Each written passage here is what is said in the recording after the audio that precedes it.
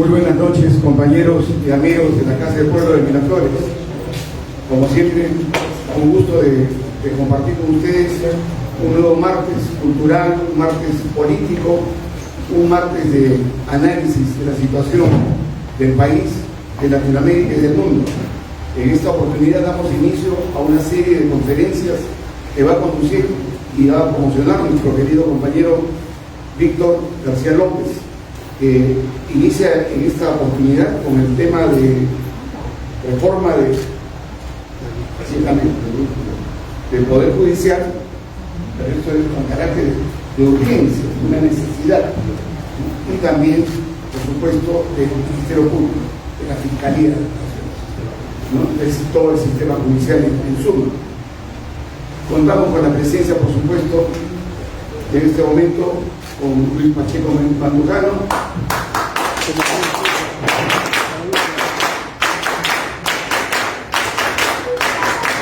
con nuestro querido compañero igualmente José Pimentel, en unos breves minutos contaremos con la presencia del compañero Humberto Abando. Bueno, Víctor, ya la mesa es tuya y el control de los micrófonos.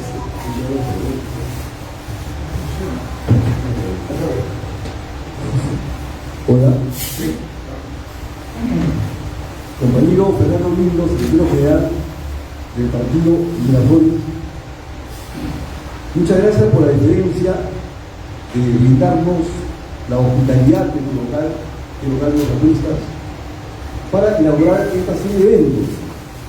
Estamos organizando conjuntamente con el propósito fundamental de que, producto de los encuentros y debates, tengamos insumos que son importantes y necesarios para poder perfilar el plan de gobierno del partido. Una tarea pendiente. No hay unas tareas pendientes del partido para que digamos con el país, con la gente, ¿no? Hay una demanda, por ejemplo, de un pronunciamiento formal, oficial, o la línea política del partido frente al gobierno, o la línea política del partido frente a lo que está ocurriendo en el mundo, o la posición del partido frente al tema económico, social y político institucional. Por eso empezamos con este tema, un tema fundamental y que no tiene por parte de la población la importancia que merece. Hoy el tema se llama importancia, necesidad y urgencia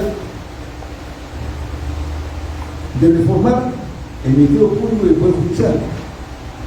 Y que en el imaginario colectivo la gente, por ejemplo, los culpables de la crisis, los responsables de la crisis son los políticos solamente, los partidos, los malos políticos. Pero no se imagina qué tan importante tiene el Poder Judicial o la Fiscalía. Y para muchos, su importancia es gravitante en la configuración de la crisis.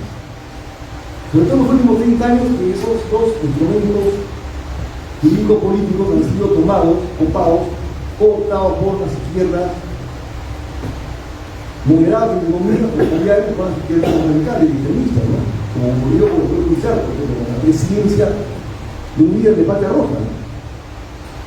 Y cómo fue yo que el partido fuera sacado de la escena política formal, oficial.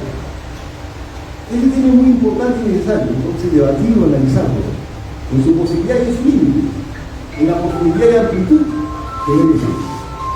Y por eso hemos convocado en esta oportunidad a tres de los más importantes abogados que el partido tiene. Hace poco una gira de palos y locuras por el país para exponer mis libros, hablar del partido, sentar posición. En realidad me decían, compañero, ¿qué capacidad tenemos nosotros de gobernar el país? Pero mira, hemos sido ese gobierno. Ningún partido en Perú tiene la capacidad y la calidad de recursos humanos calificados por nosotros. Yo una compañera fue y dijo, ¿qué abogados tenemos? ¿Qué abogados? Tenemos los mejores del club. Y tres de los mejores del club van a exponer esta noche entre ustedes, que son mucho Pacheco Andujano, José Pimentel y Humberto Abando. Les agradezco mucho, compañeros, por su paciencia estar acá. Este programa está siendo grabado ¿no? Estamos dando en directo, también en el vamos a pasar, ¿verdad? Y creo que su paciencia va a tener el premio de poder disfrutar las exposiciones muy importantes. Y para terminar, la mecánica de las exposiciones, ¿no? Cada uno de los expositores va a tener una primera ronda de 15 minutos, una segunda ronda de 5 minutos, una tercera ronda de 5 minutos, y un conjunto con ustedes vamos por 1 hora, y luego entramos con un diálogo con ustedes. ¿Me parece?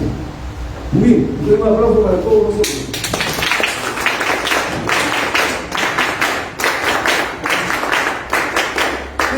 Este mecanismo va a permitir que los 3 expositores puedan rotar en el orden en que van a exponer. Comenzamos esta primera etapa con el doctor Luis Pacheco Marcojal. Un aplauso para Luis. Ahora sí, estudia el auditorio que quiero mucho.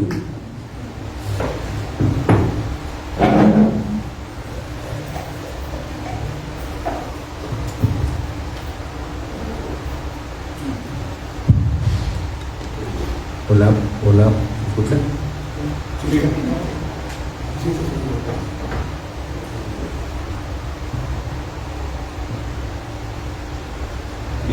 Compañero secretario general, compañeros Nico López, José Pimentel, compañeras y compañeros presentes en esta aula magna, y también a los compañeros que se están plegando a través de la transmisión que se está realizando en directo.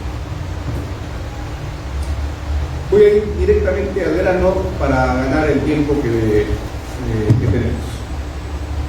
Veamos. Gracias.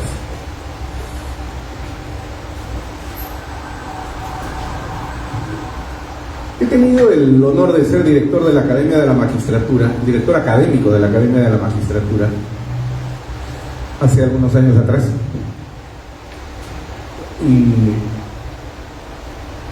durante mi paso por esa institución, donde quise realizar una serie de reformas que lamentablemente no se pudieron, porque reformar la Academia de la Magistratura implica modificar la ley orgánica. Y como ustedes saben, la modificación de una ley orgánica tiene que pasar 2 legislaturas, y para eso tiene que haber un compromiso de parte de los congresistas, cosa que es bastante difícil, no imposible, pero sí bastante complicado.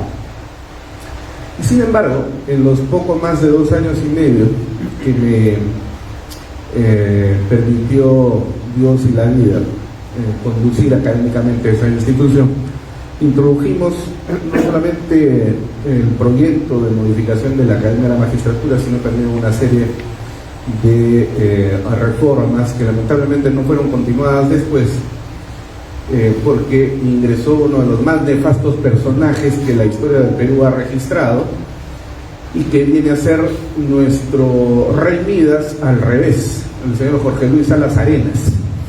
Mientras el rey Midas convertía en oro todo lo que tocaba, el señor Jorge Luis Salas Arenas convierte en detritus todo lo que toca y a dónde va.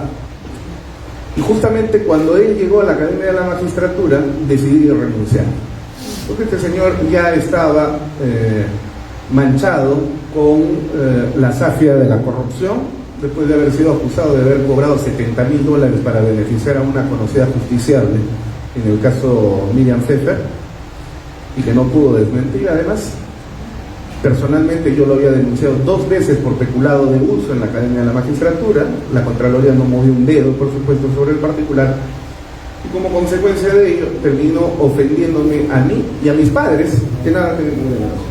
Así que entonces yo no podía trabajar con ese señor, a lo cual se suma el hecho de que en materia académica ese señor es tan intelectual como Sigrid Bazán en el Congreso de la República. Y eso con el perdón de Sigrid Bazán, añadidamente.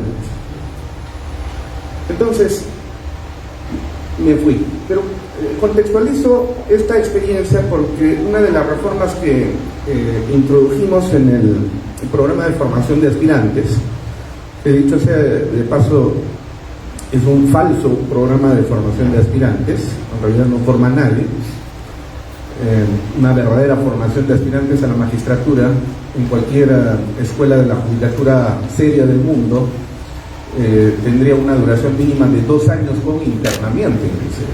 Aquí en el Perú dura 8 meses y solamente se estudia los días sábados de 8 de la mañana a 5 de la tarde.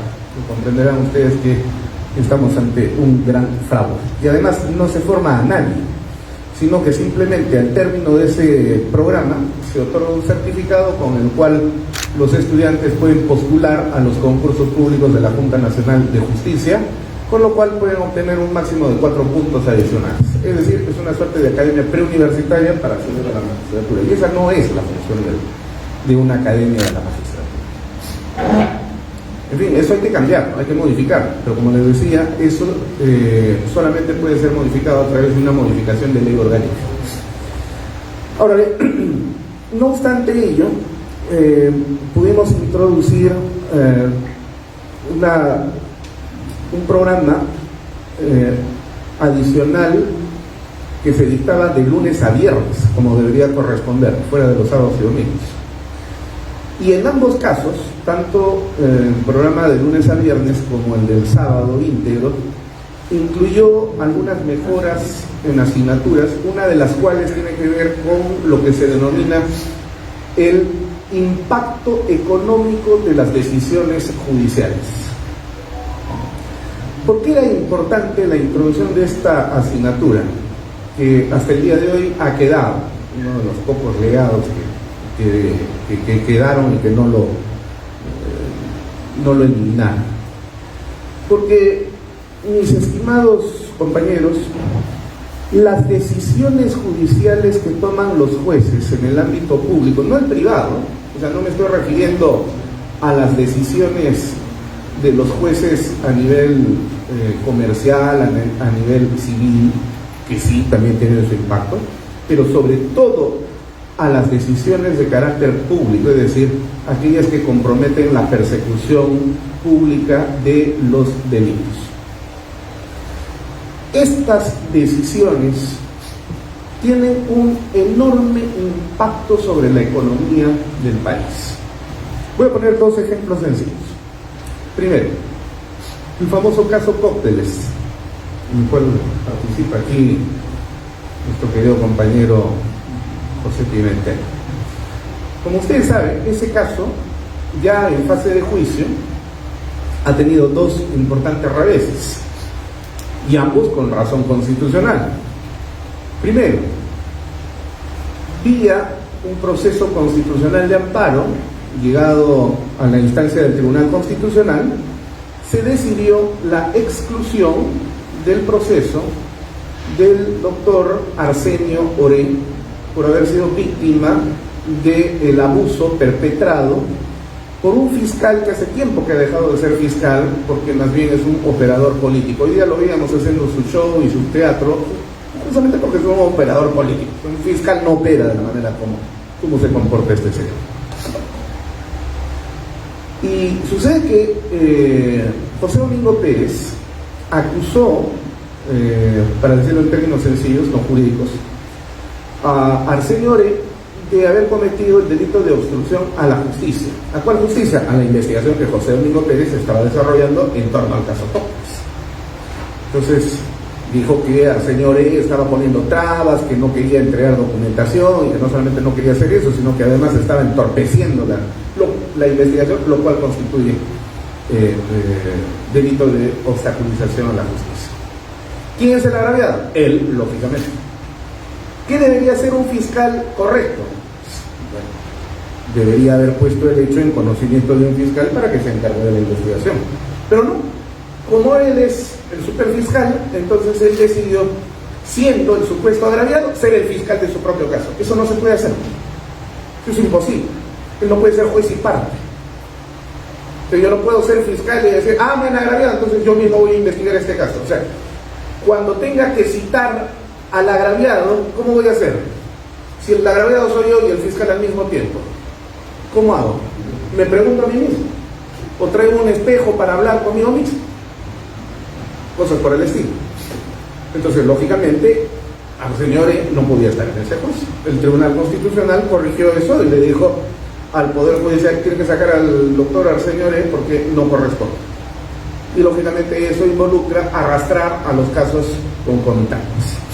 Primer revés, contra la pataleta del fiscal Prover.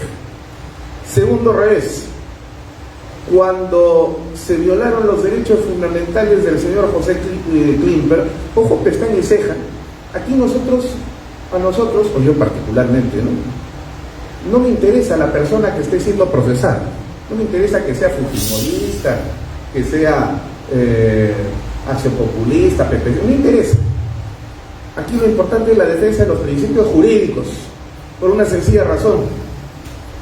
Porque si yo voy a aplaudir los abusos contra cualquier otra persona por el solo hecho de que es mi contrincante político, mañana me puede suceder exactamente lo mismo. ¿Y quién me va a defender?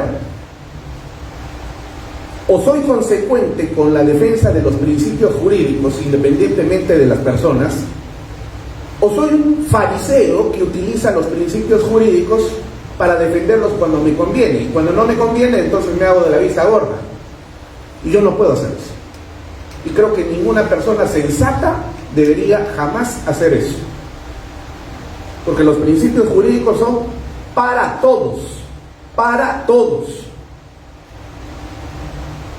Yo personalmente tengo una máxima de Amonio de Hermias, famoso filósofo del siglo IV a.C., aunque parece que la frase le corresponde a Parménides de Elea, que decía en latín, en griego, amicus Plato sed magis amica veritas, es decir, soy amigo de Platón, pero soy más amigo de la verdad. Así que entonces, lo que digo en este momento no es por la persona, sino por la defensa de los principios, porque los principios son instituciones, y el Estado de Derecho es eso, institucionalidad, no personificación. La democracia es el sistema de gobierno que se erige sobre el respeto de la institucionalidad. Eso es democracia. Si eso no lo entendemos como un elemento básico, entonces somos pre-democracia. Entonces, segundo revés, el señor José Klimper, que por supuesto no es santo de mi devoción, pero no importa, aquí la cuestión es de principios, ya dijimos, fue violado, fue vulnerado en sus derechos fundamentales. ¿Por qué? Porque durante la fase de la investigación preparatoria se introdujo una serie de elementos probatorios con los cuales él pretendía desarticular la tesis acusatoria del fiscal. Pero el fiscal decidió no tomar en cuenta, porque simplemente le dio la gana, lo cual es ilegal, y cerrar el caso días antes de que se lleve a cabo las elecciones del año 2016, con una sola finalidad: perjudicar políticamente a la señora Fujimori. Y como consecuencia de ello, entonces todo el resto de los involucrados se vieron perjudicados, porque el caso todavía no podía cerrar. Debía cerrar, tenía todavía por delante, me parece que 8 o 9 meses. Pero el señor dijo, no, cierro acá, porque claro, estaban en pleno proceso electoral. Y ya en la etapa de intermedia, donde viene el control de acusación, inclusive se dedujo excepción de improcedencia de acción, que es un mecanismo técnico por el cual se cuestiona la acción penal cuando el hecho investigado no constituye delito. Ahora, a la señora Fujimori la acusaron del delito de lavado de activos, como consecuencia de haber recibido dinero proveniente de la corrupta empresa Odebrecht para las campañas 2011 y 2016. Ciertamente esa es una empresa corrupta, y la señora Fujimori no dio cuenta de la totalidad de esos aportes económicos. Pero hay un problema: ese hecho no estaba tipificado como delito. Si un hecho no está tipificado como delito, ¿cómo me van a perseguir por un delito que no existe? Así de simple y sencillo. O sea, es como si el día de hoy encontramos no sé, a Juan casado con María, pero Juan tiene una relación extramatrimonial con Rocío y llega a tener un hijo con Rocío estando casado con María. Eso no es delito, es causal de divorcio, se llama adulterio, pero no es delito. Pero imagínense que Rocío en su cólera va a la fiscalía y denuncia por el delito inexistente de adulterio a su esposo Juan, y el fiscal abre investigación por un delito que no existe, y no solamente lo abre, sino que llegan hasta juicio. Hay un principio que se llama de legalidad. Ese principio dice lo siguiente: en latín, los abogados, que nos gusta mucho el latín, repetimos, nullum pena, nullum crime sine ley, es decir, no hay delito ni hay sanción si es que no hay una ley previa. O sea, requisito indispensable para que me sancionen, tiene que haber una ley previa que de manera expresa diga, tal conducta es ilegal. Si esa norma no existe, entonces, ¿de qué delito estamos hablando? En el Perú eso está tipificado en la Constitución de 1979, en el artículo 2, inciso 20, literal D, y está repetido en la actual Constitución, en el artículo 2, inciso 24, también literal D, que dice: nadie podrá ser procesado ni sancionado por un hecho que en el momento de su realización no se encuentre expresa e indubitablemente establecido en la ley. Por eso se llama principio de legalidad, y ojo, pestaña y ceja. El principio de legalidad es la piedra angular sobre la que se construye el Estado de Derecho desde la Revolución Francesa. ¿Y saben ustedes quién es el garante, el guardián del principio de legalidad? El fiscal. Si violamos el principio de legalidad, se cae el Estado de Derecho. Lo curioso es que eso sucede todos los días, justamente porque sus guardianes, los fiscales, lejos de defender el principio de legalidad, lo que hacen es quebrar. Entonces,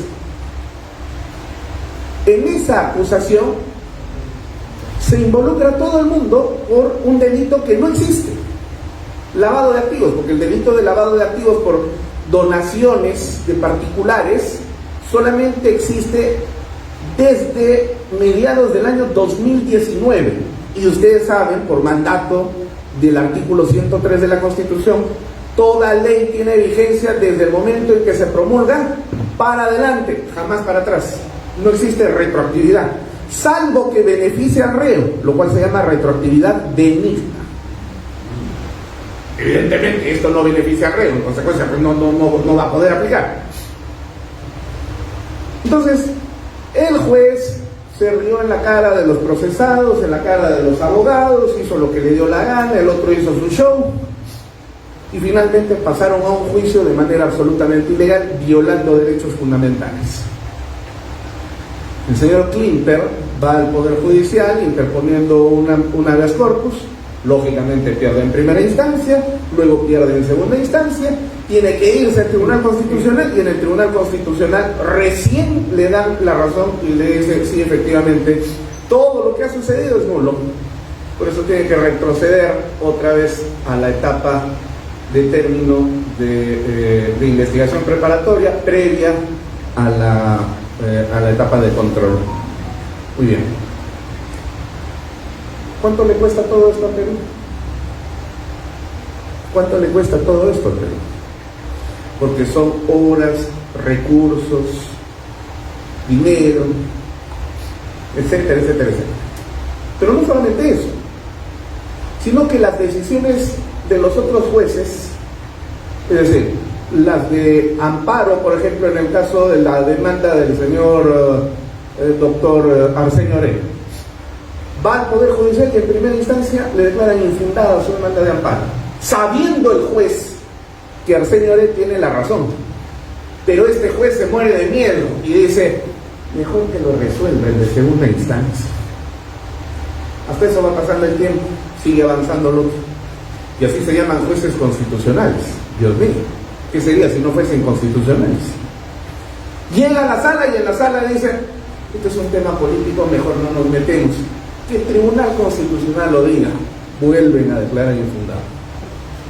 Y lo propio sucede a nivel del habeas corpus de Clinton. Exactamente lo mismo. ¿Cuánto le cuesta todo eso al Perú? Pero no solamente cuánto le cuesta eso al Perú, sino el impacto que eso tiene en la imagen internacional.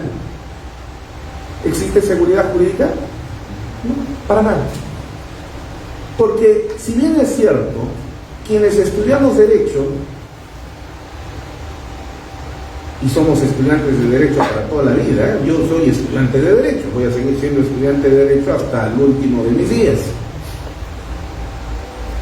Aun cuando no tengamos una bola mágica que nos permita advertir lo que va a pasar en el futuro en los procesos judiciales, sin embargo, si nosotros seguimos razonamientos jurídicos estrictamente ajustados a la epistemología del derecho, sabemos que la respuesta debe ser tal. En la práctica, sin embargo, no se da. ¿Y por qué no se da? Por lo ya dicho. Porque se mueren de miedo, o porque hay intrusiones políticas, o porque existen operadores como estos fiscales, entre paréntesis, que así como operaron contra Keiko Fujimori, contra nuestro compañero Humberto Abanto, que no sé si está llegando o no llegará, también intervinieron contra Alan García y terminaron empujándolo a tomar esa decisión fatal. Más de una vez he dicho, el suicidio, esto lo digo entre paréntesis, el suicidio tan estudiado por el filósofo francés Albert Camus, decía, es la respuesta a la pregunta fundamental en el campo de la filosofía: ¿para qué vivo? ¿Cuál es la finalidad de mi vida? Aquel que toma la decisión de quitársela responde a la pregunta en un sentido negativo. No tiene ningún sentido vivir, por lo tanto, entonces me autoelimino. Es una decisión que podemos cuestionar, pero ojo, es una decisión que se toma en libertad.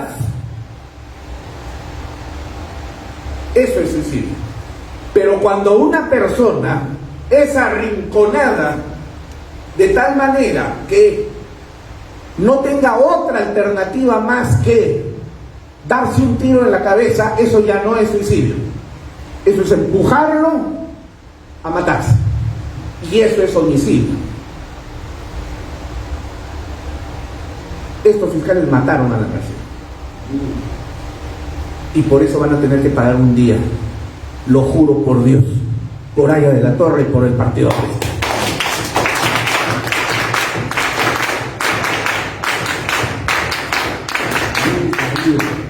Y termino. Entonces, hoy día el Poder Judicial ha adelantado la lectura de la sentencia contra los señores Ollanta y Nadine Heredia por el caso Interoceánica. Justamente acá en los previos conversábamos con Pepe, y al igual que con otros colegas he estado conversando en la tarde, porque hemos escuchado atentamente la lectura de sentencia que dio la señora juez Naico Coronado, que cada día decepciona más. Como en el caso de Keiko Fujimori, Ollanta Humala y Nadine Heredia han sido condenados por un delito que no existía en la época en la que ellos gobernaban el país: lavado de activos. Otra vez. La primera pregunta es: ¿cómo se puede condenar a alguien por un delito que no existía en ese momento? O sea, ¿aquí inventamos entonces los delitos por costumbre o por encuesta de Twitter, ¿no? ¿Cómo hacemos? Porque si eso va a pasar, entonces yo les recomiendo mejor que agarren sus maletas y se vayan del país inmediatamente, o la otra, tomen las armas, pues ya definitivamente, para defender lo que realmente se tiene que defender. Porque de verdad esta es la selva, la jungla. Pero ¿saben qué? A mí me da la impresión que esa sentencia está tan mal hecha a propósito, para que cuando suba a segunda instancia, los jueces superiores o los supremos terminen absolviendo a estos señores generando impunidad. Yo no puedo creer, conociendo a los jueces que han participado en este juicio, porque tontos no son, ignorantes tampoco, son personas que conocen el derecho penal. Y esos errores cometidos en esta sentencia son imposibles de ser cometidos por personas de la calidad profesional de estos jueces. Entonces, la única explicación que existe es que ha sido hecho a propósito para que luego arriba se modifique la cosa mientras se sigue haciendo el show. Y algo más, se ha dispuesto la ejecución de la sentencia. El Código Procesal Penal establece clarísimamente, y esto está ratificado por jurisprudencia relevante en el Tribunal Constitucional, que las sentencias condenatorias de primera instancia no se ejecutan. Pero hoy día la han querido ejecutar. ¿Y cuál es el efecto de eso? Que la señora Heredia se metió a la embajada y me parece que ahorita ya está en Brasil. Le dieron el salvoconducto y se fue a correr.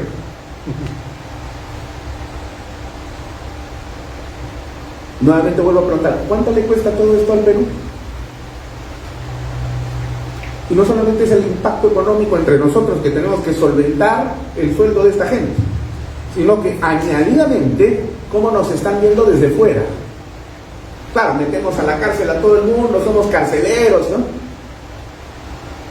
Pero eso es una de dos, o somos muy justos, que no somos, porque si se está aplicando leyes inexistentes a casos específicos, entonces no somos justos, somos cavernícolas, ¿no?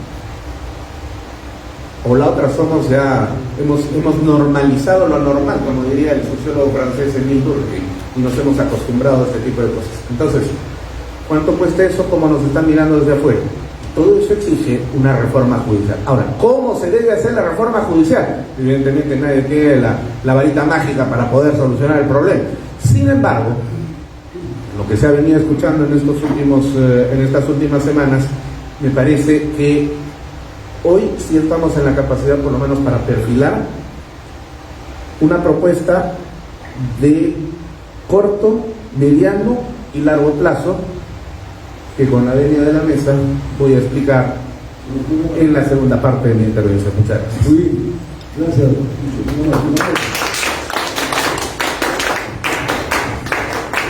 Muy bien, gracias mucho. Ahora le toca el turno a mi querido compañero José Pimentel. Solamente 20 minutos, ¿no? Un poquito más. Gracias. Gracias. Gracias, mi querido compañero Víctor López García. Gracias al dueño de casa, a mi querido compañero Fernando Lindo, que nos recibe con tanto cariño siempre y desarrolla este tipo de actividades. Ahora, de la mano con Víctor, que creo que son muy necesarias para poder tomar conciencia real de la problemática que tiene el país y poder elegir en condiciones, como siempre los apristas, de tener una convicción política respecto de la problemática nacional. Creo que somos el partido que históricamente detenta cuadros con la mejor formación política. Y esa consideración no se logra porque sencillamente podemos ponernos un escapulario en el pecho, no. Se logra porque desde la vieja escuela de Víctor Raúl, quienes saben enseñan y quienes no aprenden. Y creo que el partido escuela es lo que ha permitido que este viejo partido, este viejo roble perviva 100 años y esté en condiciones de seguir proponiendo soluciones al país. En esta me encantó la idea, no es la primera vez que se toca este tema, ni el primer foro, pero creo que es singularmente importante abordar un problema de máxima actualidad en el Perú. La criminalidad, el crimen organizado, se ha desbordado en el Perú hoy día el sistema judicial, el sistema de administración de justicia está colapsado, está desbordado. De todas, absolutamente de todas partes se escuchan gritos que requieren la reforma del sistema de justicia. Y hay quienes señalan que debe de declararse en emergencia el Ministerio Público, declararse en emergencia el Poder Judicial, declararse en emergencia la Policía Nacional, cambiar a todos los ministros, inmediatamente asumen sus carteras, y seguramente también abordar la perspectiva de el problema penitenciario en el Perú.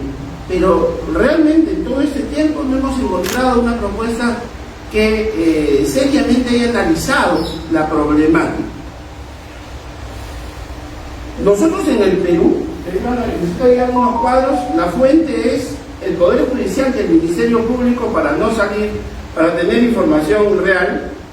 Y por ejemplo, en este momento tenemos que en el año 2025 tenemos 2.500 jueces, entre supremos, superiores, especializados, mixtos y de paz. ¿Ok? Titulares, tenemos alrededor de el último censo 1480,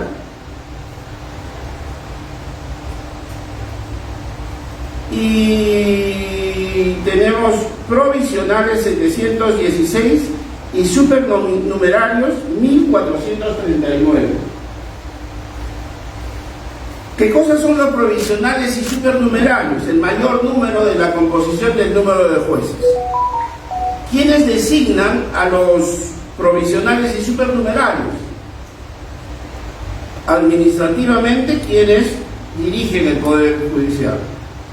Estos jueces no van a pasar por la Academia de la Magistratura, no van a tener esa formación, sino va a ser simple disposición de un burócrata que determina quiénes van a asumir estos cargos para administrar justicia, nada más y nada menos. Y estos números nos indican que tenemos un 56% de provisionalidad. 56% de provisionalidad.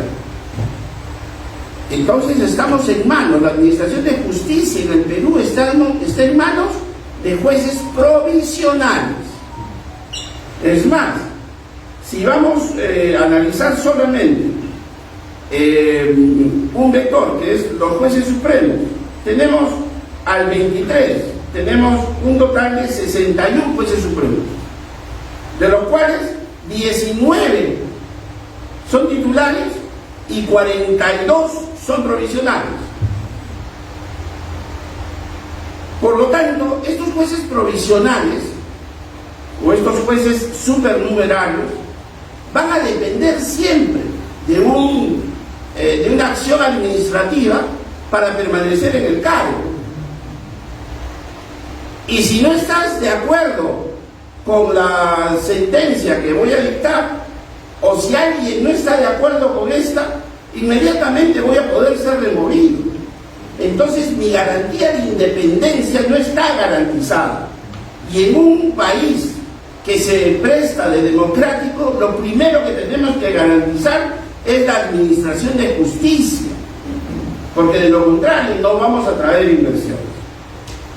Este problema se acrecienta por los conocidos hechos de corrupción, la politización en el sistema de justicia, el conocido lawfare que acaba de sintetizar nuestro querido compañero Luis Pacheco, graficando muy bien la problemática que este proceso judicial específicamente trae al sistema, que en un momento lo vamos a tocar seguramente si nos dé tiempo. Pero este lawfare no es otra cosa que la lucha por el poder. El Ministerio Público, desde mi perspectiva, se ha convertido en un partido político que pugna por el poder. Y desde hace mucho tiempo La Caviar ha promovido normas, que en un momento lo vamos a detallar seguramente, ha venido promoviendo normas para apartar a todos los políticos del sistema de administración de justicia y otros.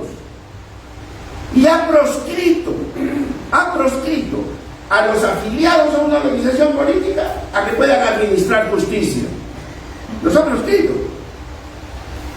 Y seguramente entre ustedes reconozco algunos dignos magistrados que en algún momento les han tenido que pedir su renuncia, su apartamiento, a su afiliación para garantía de independencia. Seguramente.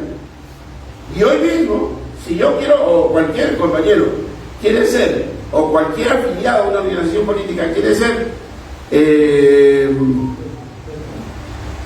juez, fiscal, lo primero que tiene que hacer es desafiliarse. Y esto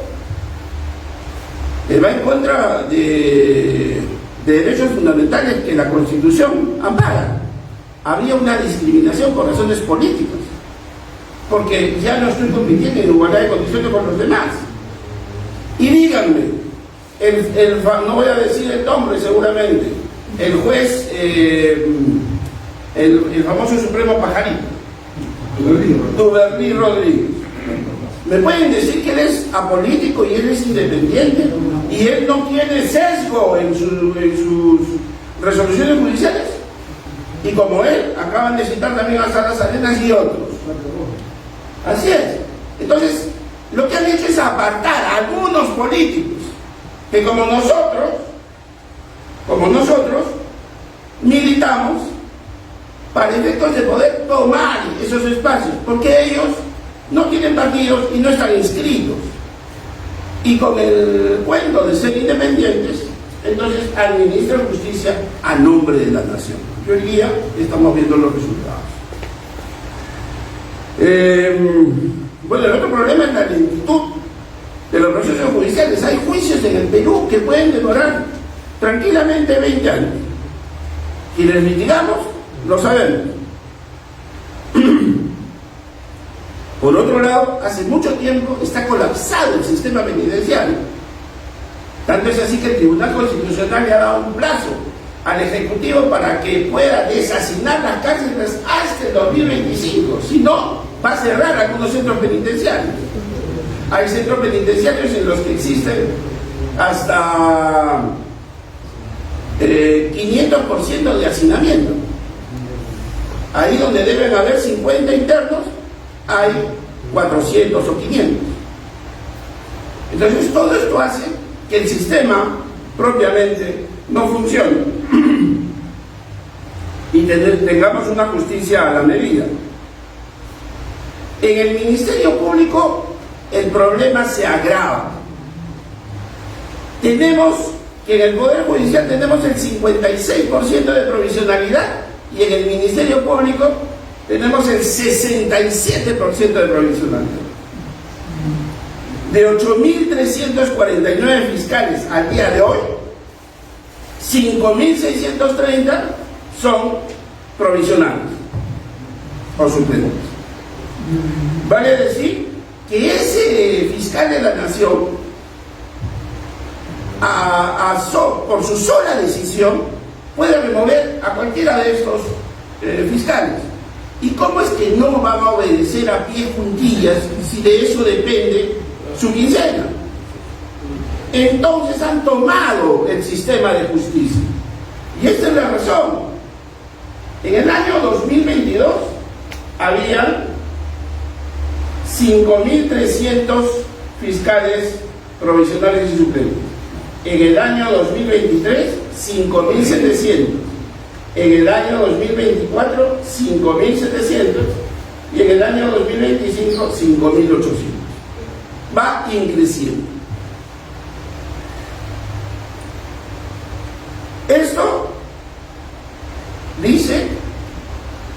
Esto más o menos resume el por qué la administración de justicia tiene los problemas que hoy día tiene. Conozco de fiscales muy competentes, pero también de fiscales que no saben ni dónde están parados, no saben realmente qué es lo que tienen que hacer como defensores de la legalidad y representantes de la sociedad. Y uno de los ejemplos más claros que ha citado el compañero Lucho Mandujano efectivamente es el señor Domingo Pérez, ¿no? Que esta no es la primera vez que hace este tipo de shows.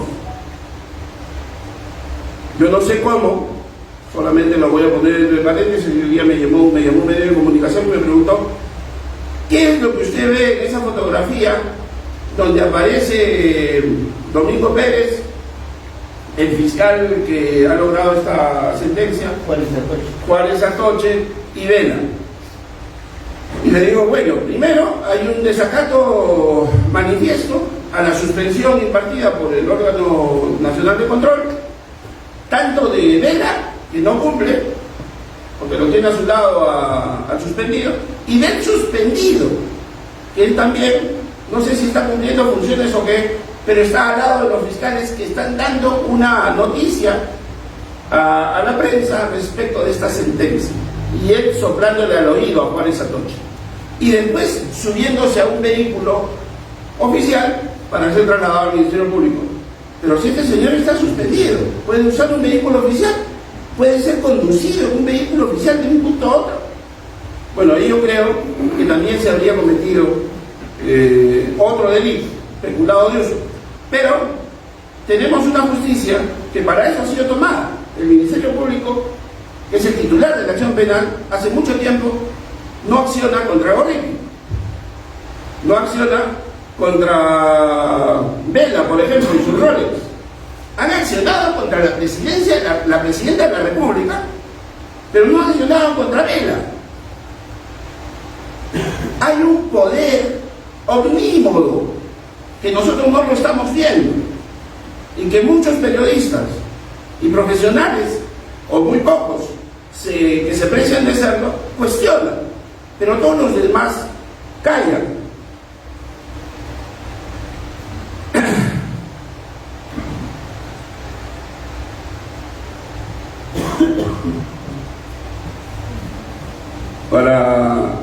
Para avanzar, la carga fiscal en el Perú, la carga fiscal esta penal que conocemos, es de alrededor de 1.500.000 expedientes o carpetas fiscales al año.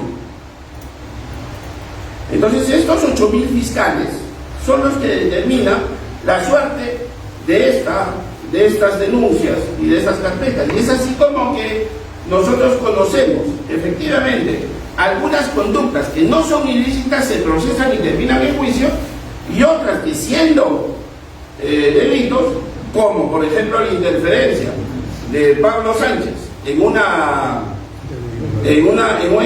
diligencia fiscal de manera alevosa, hasta hoy no ha tenido un resultado a la vista. Bueno, esta carga fiscal va creciendo, pero el sistema por sí mismo, al afrontar tantos problemas, además de volatilidad, no tiene cómo solucionarlo, y se presenta el problema de la inseguridad ciudadana. Tenemos, por ejemplo, un cuadro que muestra que el número de fiscales que están a cargo de los temas penales, que efectivamente es un número mayor, importante, pero sin embargo definitivamente no se va a dar abasto, pero no básicamente por el número ni tampoco por el conocimiento que puedan tener estos magistrados, sino por el direccionamiento que vayan a tener estas investigaciones, por cómo está compuesto el sistema. El otro problema es el penitenciario. El otro problema es el penitenciario.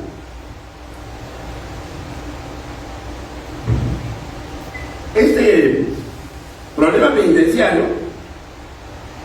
todavía tiene mayores elementos de cuestionamiento.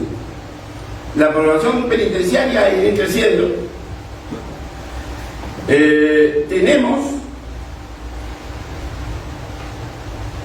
En este momento una población penitenciaria de 98.127 reos, pero una capacidad de albergue en centros penitenciarios, 68 centros penitenciarios, solamente para 41.000 reos.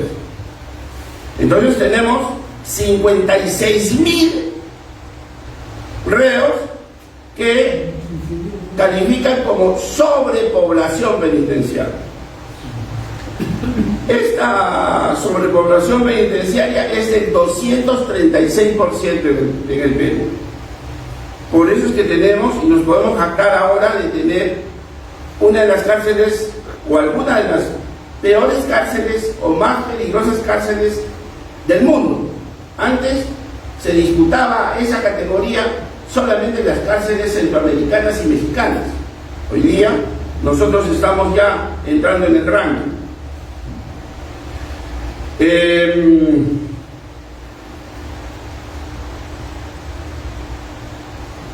De estos 98.000 reos, tenemos que son 36.000 aproximadamente, 35.900,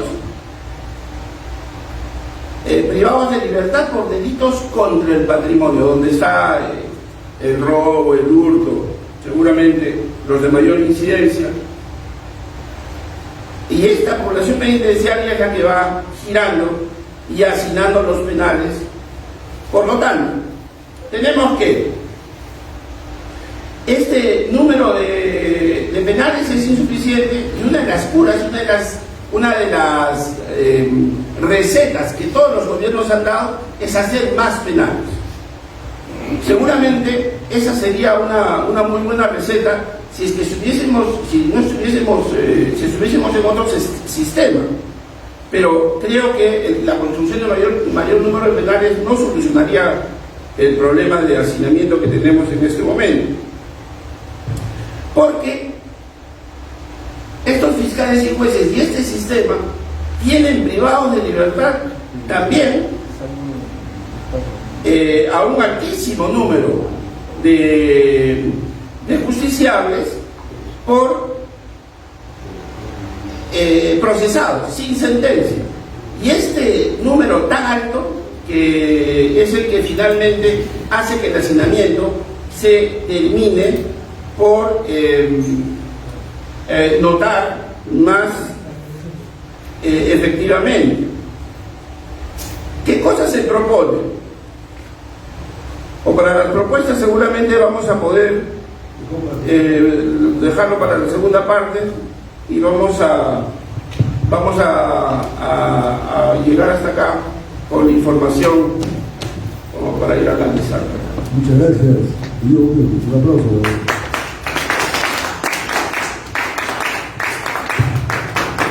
Muy bien, esta primera parte ha sido diagnóstico, cualitativo y cuantitativo del estado situacional de la justicia en el Perú, del sistema carcelario. Entramos en esta segunda parte con la propuesta: qué hacer en corto plazo, qué hacer en mediano plazo, qué hacer en largo plazo. ¿No de acuerdo, Lucho? Muy bien, comenzamos contigo, Lucho. ¿Qué hacer?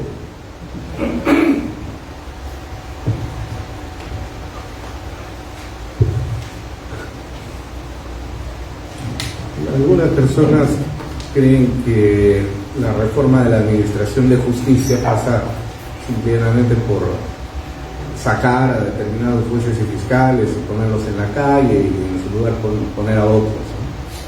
Esa no es una reforma de la administración de justicia, definitivamente, y tampoco es nada serio proponer algo de esa naturaleza. He escuchado yo algunas propuestas que dicen que en 40 días, en 60 días tendríamos la reforma si es que cambiamos a los jueces supremos. Bien, sinceramente el tema no pasa por eso. Es más, parece que no aprendemos de nuestros errores, característica nacional, ¿eh? En el Perú nosotros ya hemos vivido desde la década de los años 60 hasta la fecha por lo menos 4 reformas. En los 60, el impulso de la reforma que estaba a punto de empezar el gobierno de Belaúnde, que no lo hizo, y que finalmente fue el de Lascato, a partir del 69, que insertó un proceso de reforma judicial para tomar el control del sistema de administración de justicia. Quienes son un poquito mayores que yo recordarán ese proceso. Y para eso estaba Sinamos, además, que se encargaba como pulpo de ver todas las cosas, ¿no? Todas las reformas. Acabado el gobierno militar, Belaúnde pretendió realizar un proceso de reforma, media caña, llegó el gobierno aprista entre el 85 y el 90, se introdujeron algunas modificaciones, ¿no?, en lo que podría ser una reforma a medias, pero no fue sino hasta el golpe de Estado de Alberto Fujimori del 5 de abril del 92, cuando, recordarán quienes vivieron ese episodio, yo lo recuerdo clarísimamente, la noche del 5 de abril, Fujimori cierra el Congreso de la República y proclama el inicio de un gobierno de emergencia y reconstrucción nacional, basado en 3 puntos centrales, ¿no? Primero, lucha eficaz contra el terrorismo. El segundo, la reinserción del Perú en el sistema financiero internacional, económico y financiero internacional. Y el tercero, la reforma judicial.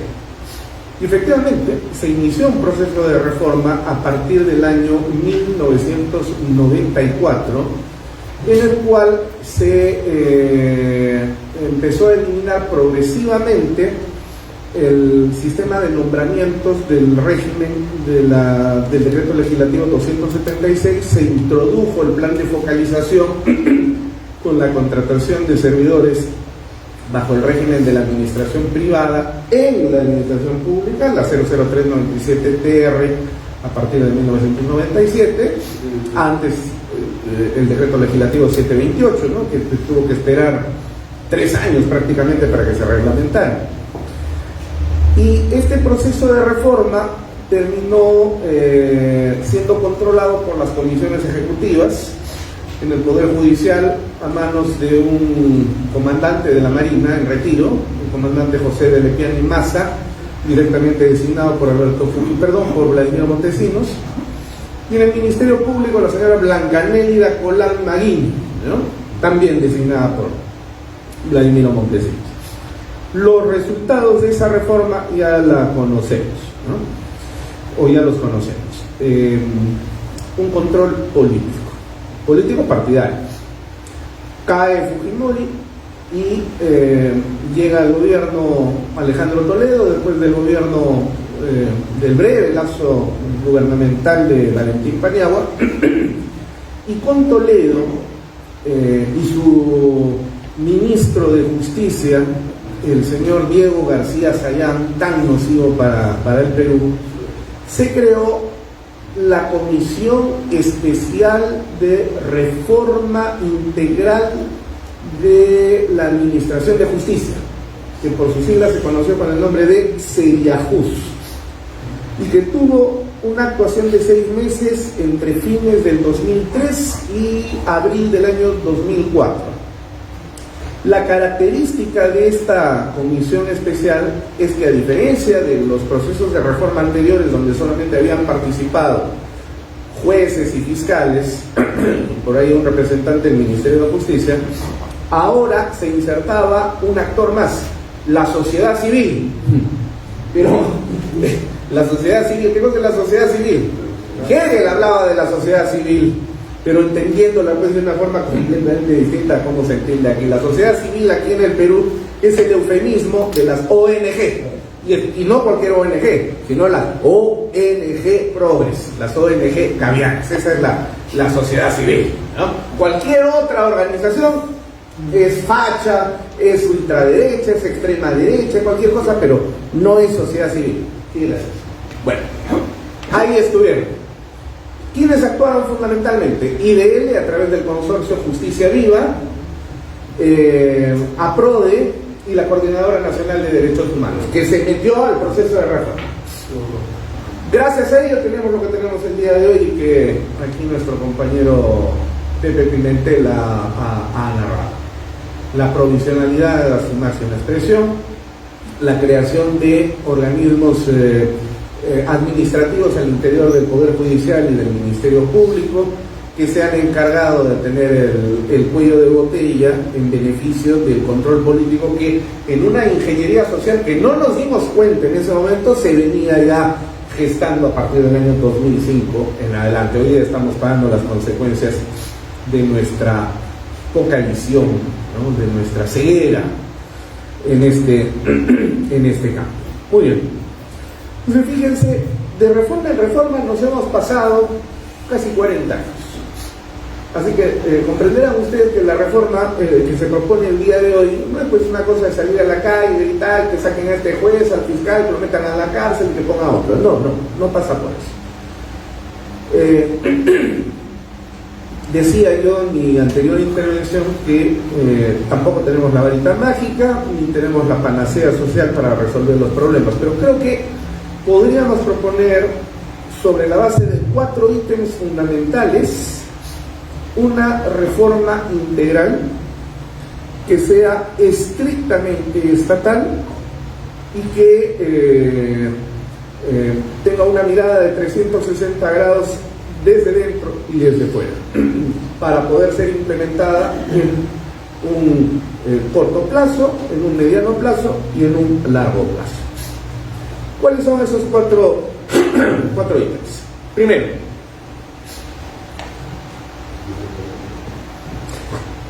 si nos preguntamos qué cosas son profesionalmente hablando jueces y fiscales, tendremos que decir, son de profesión abogados. ¿Dónde se forman los abogados? En las universidades. Entonces ahí tenemos un problema, porque la formación educativa que tenemos en el Perú el día de hoy es tan deficiente que la consecuencia social de esa deficiencia la pagamos a nivel nacional. Yo he trabajado en el Ministerio Público durante largos años. Es más, es la casa donde nací profesionalmente. Yo llevo al Ministerio Público en el corazón. Lo amo. He trabajado, por supuesto, en otras instituciones, pero yo soy, como decía el guainito de mi tierra, no soy manzano, 4 corazones, y no soy duraznito de una sola pepa. Así que aquí en este corazón late institucionalmente el Ministerio Público, y por eso me da mucha pena ver cómo se encuentra.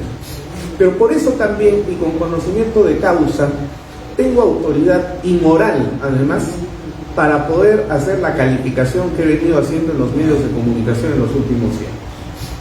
Evidentemente, en el Ministerio Público, con las cifras que nos ha revelado nuestro compañero Pepe hace unos minutos atrás, fíjense ustedes, de 9.500 fiscales distribuidos a nivel nacional, poco más o menos, pueden ser 8.700, yo tenía el dato que eran más o menos en 1.500, efectivamente casi el 70% son provisionales, es decir, designados por el fiscal de la nación. ¿Qué tal poder? Es la única institución del Estado peruano donde la cabeza puede nombrar y retirar. Eso no sucede ni en el Poder Judicial, ni en el Poder Judicial. Así es un supraministro. Entonces,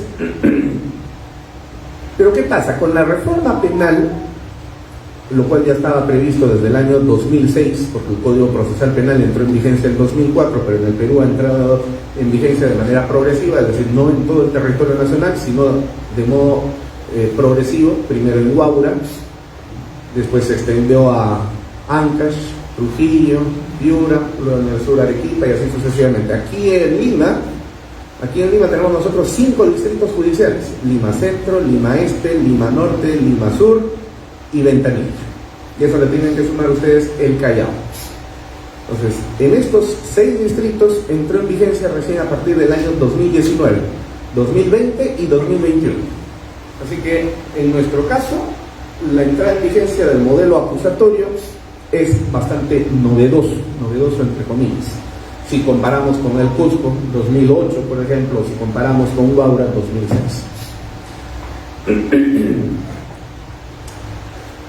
En este proceso de reforma se reclutó cualquier cosa como fiscal, cualquier cosa,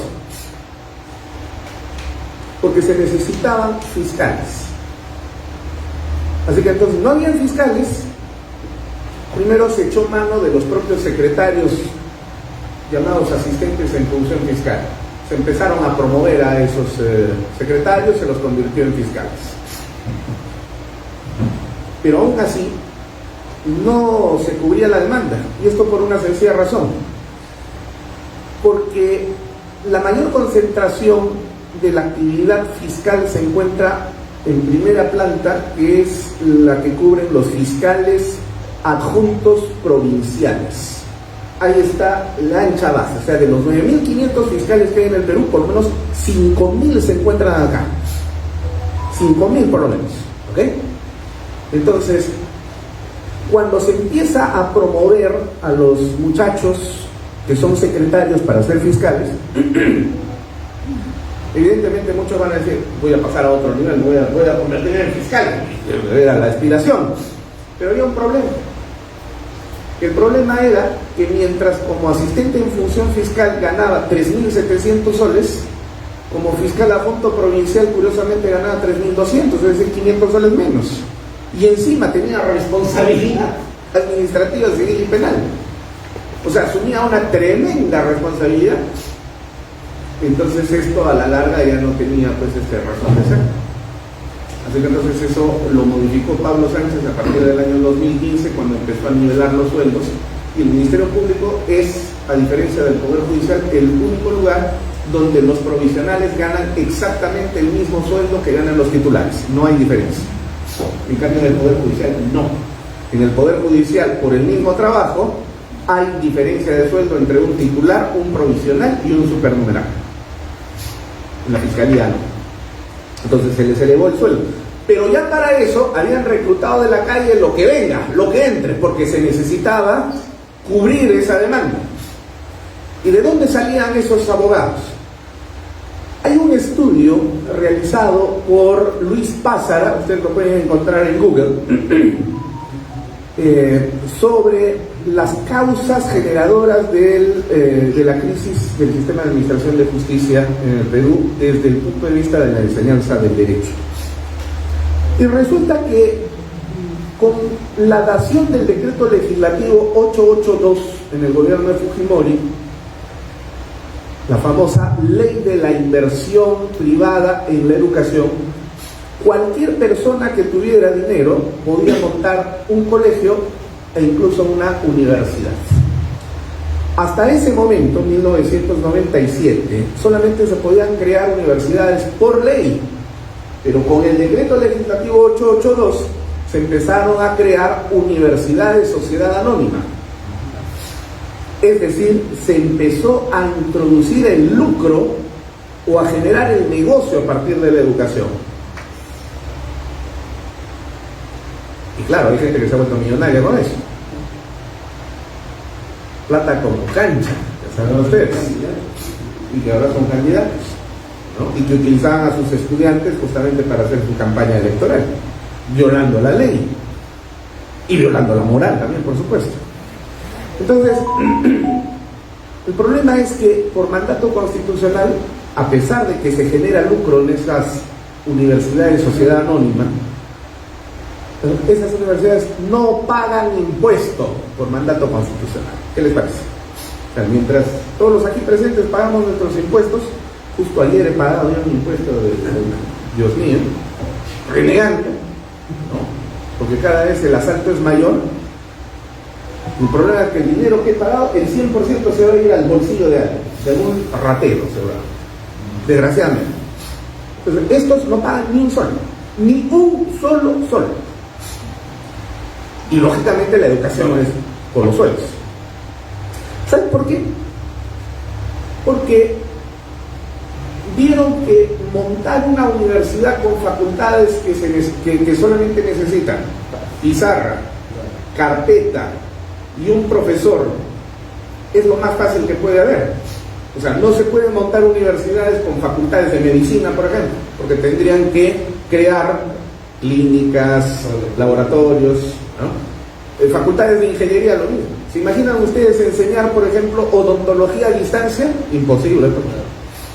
Pero derecho, pedagogía, administración, contabilidad han sido las carreras más maltratadas, justamente porque, como les llamaban despectivamente desde tiempos inmemoriales, se trata de carreras de letras. Y por eso, pizarra, plumón, carpeta y alguien que esté pateando lápiz. Se acabó. ¿Qué pasa? Y peor aún con la inserción de la educación a distancia, que lógicamente ha sido todo un gran fraude, pero sin embargo se han otorgado títulos a nombre de la nación y hay gente que tiene el título profesional de abogado, pero que no sabe absolutamente nada de derecho. Ahora, yo he sido director de la escuela del Ministerio Público por 5 años, 2 años y medio director académico de la Academia de la Magistratura, así que a mí nadie me va a contar el cuento. Yo he viajado por todo el Perú para poder participar en los procesos de capacitación, dando clases yo mismo. Y en algún momento se me ocurría decir, cuando estaba dando la clase, a ver usted, doctora, defíname el delito, por favor, porque usted es fiscal penal, defíname el delito. ¿Ustedes creen que podía definir el delito? Nada. Cero. Igual con los jueces, Cero. O sea, esto es tan igual como si yo estuviera a punto de ser operado de apendicitis y el médico estuviera sacando el libro para ver, a ver, ¿dónde está en el apéndice? ¿A la izquierda o a la derecha? ¿No? Yo salgo corriendo. Inmediatamente. Bueno, como consecuencia de ello, hoy tenemos en el Perú aproximadamente 270,000 abogados distribuidos a nivel nacional. La gran mayoría de ellos sin trabajo. ¿Qué creen ustedes que va a pasar? Entonces aquí viene un segundo problema. Pero termino con el problema de la educación, que es algo que nadie está viendo en el proceso de reforma. Y nadie lo está viendo porque esto es algo que tiene que implementarse a mediano y largo plazo. O sea, si empezáramos hoy reformando la la educación de derecho en el Perú, el resultado podríamos tenerlo dentro de 20 o 25 años. Pero algún día tenemos que comenzar, no lo podemos dejar así. Entonces, en la Academia de la Magistratura, juntamente con el director general, propusimos iniciar esa reforma. Y no me va a dejar mentir aquí nuestro compañero Carlos Navas. En ese momento, estoy hablando del 2018, era decano de la Facultad de Derecho de la Universidad Villarreal. Y nosotros, director general y quien les habla, director académico, convocamos a los 138 decanos de facultades de Derecho del Perú para que estuviesen aquí en Lima para poder suscribir un acuerdo de modificación de la currícula educativa para introducir cursos de formación de magistratura, porque las facultades de Derecho no enseñan a ser jueces ni fiscales. Y sin embargo, de ahí van a salir los jueces y fiscales. Bueno, que lo haga la Academia de la Magistratura, no lo hace, pues, ni lo va a hacer. Entonces, comencemos desde la universidad.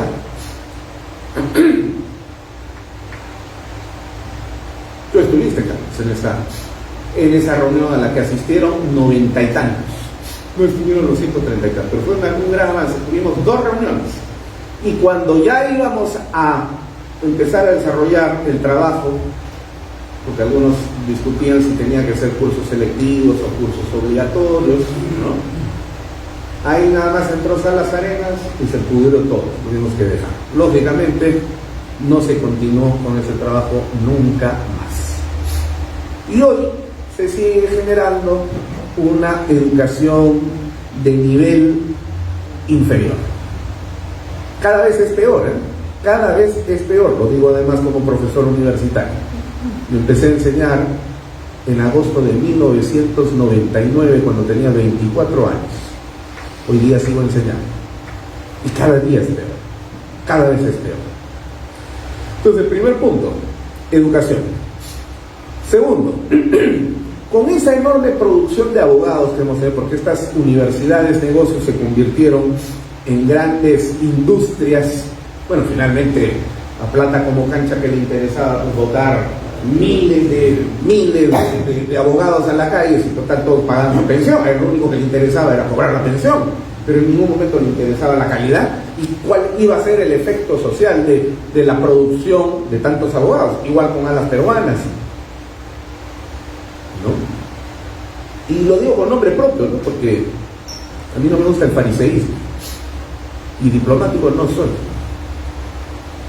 Entonces, abogados con tan mala formación, ¿qué creen ustedes que van a hacer? Salen a trabajar, ¿ustedes creen que van a tener clientes? Imposible, pues. ¿Quién va a confiar en ellos? Si a la primera oportunidad que tengan para poder llevar un caso, lo que van a hacer literalmente es operar al cliente. Primero la plata y después se desaparece, como sucede hasta el día de hoy. Como sucede hasta el día de hoy. Entonces, ese tipo de abogados no tienen clientes. Lo que tienen son estafados. Entonces, esos abogados empiezan a generar, ¿qué cosa? Microredes de corrupción. Ellos son los que se van a hacer amigos ¿de quién? Del secretario judicial, porque él es el que redacta el proyecto de la resolución, el proyecto de la sentencia, con el jefe de mesa de partes, porque ese es el que, si se me pasó la fecha para la interposición de una apelación, tenía que hacerlo ayer, ponle la fecha de ayer, compadre, ya sabes después cómo es, ¿no? O sea, empiezan a hacer telarañas y ahí es donde empieza la microcorrupción. Entonces, estos no son los que se encuentran en los altos niveles de corrupción. O sea, no son los cuellos blancos, que dicho sea de paso y entre paréntesis lo pongo, no existe ningún organización criminal los cuellos blancos. Ese es uno de los cuentos que utilizó Vizcarra y el gorritismo para llevar de la nariz a los peruanos y hacerles creer en la existencia de una organización criminal, lo cual sirvió justamente para fundarse el Consejo Nacional de la Magistratura y crear esta nueva entidad, la Junta Nacional de Justicia. Con esto no estoy diciendo que no hayan existido delincuentes como César Nostroza, Walter Ríos, por supuesto eran unos tremendos delincuentes, pero una organización criminal pues es otra cosa, jurídicamente hablando es otra cosa, pero se utilizó muy bien y le sacaron provecho. Y los audios entregados por el señor Pablo Sánchez, ya saben ustedes cómo fue manejado por el señor Gorriti. Cierro paréntesis. Entonces, la corrupción a ese nivel es millonaria, sin duda. Pero si ustedes van sumando todos los puchitos de la corrupción a estos niveles bajos, donde de por medio está 100 soles, 200 soles, 500 soles, a lo más de 1000 soles, ¿no? Han habido, hace 2 días, cayó un juez que se llevó 500 soles para una caución, fíjense, por 500 soles, ¿no? Entonces, son microredes, pero esas microredes generan tanto daño económico como la gran corrupción, y tampoco nadie la está viendo, porque los ojos están centrados en la gran corrupción, que a veces es un espejismo. Listo. Entonces, va a haber un momento en el cual la inseguridad de ingresos para estos abogados que corrompen de esa manera les va a llamar a tratar de encontrar espacios donde puedan tener un sueldo fijo, relativa estabilidad laboral, ¿no? Y bueno, pueden tener determinado prestigio. ¿A dónde apuntan? A la administración pública, justamente, ¿no? O sea, son los que se van a convertir en los nuevos fiscales provisionales y jueces supernumerarios. Oigan, yo he tomado examen desde la Academia de la Magistratura a pedido de presidentes de Cortes Superiores de Justicia en Cusco, en el Callao, en Ayacucho, en Junín, en diversos lugares. Se presentaban a veces 70, 120, 80, etc. ¿Cuántos aprobaban? 5, 4, nada más. Pero se necesitaba coberturar plazas. Así que a la larga, al final dejaron de pedirnos que tomáramos exámenes, como decían, no, muy difícil son los exámenes. No es que sea muy difícil, sino que viene pues esa clase de abogados. Entonces entran y la corrupción micro la trasplantan a esos espacios. Entonces ahí tenemos un segundo puntal que no estamos viendo. Es el de los abogados generados en las industrias universitarias. Ahí tiene que participar conjuntamente con el Estado los colegios de abogados del Perú. ¿Para qué están los colegios de abogados del Perú? Bueno, la defensa gremial, el combate contra el ejercicio ilegal de la profesión, en teoría, pero a la larga no hace nada, como por ejemplo aquí el señor Canelo, que realmente es la canela, porque este señor, en vez de leer Colegio de Abogados de Lima, leyó Colegio de Aforados de Lima, por eso es que se dedica a defender a quien no debe defender, a la señora Tello, a la señora Zoraida Ábalos, viaja a Estados Unidos a decir que en el Perú hay una dictadura. Dios mío. Mientras tanto el gremio abandonado. La verdad que en estos últimos años el Colegio de Abogados de Lima al menos un desastre. Entonces, segundo puntal, Colegio de Abogados con los abogados. Ese es otro problema. Y ahí tenemos que realizar un estudio también de profundo para proponer soluciones a mediano y largo plazo. Tercer puntal. El funcionamiento institucional del Poder Judicial y del Ministerio Público.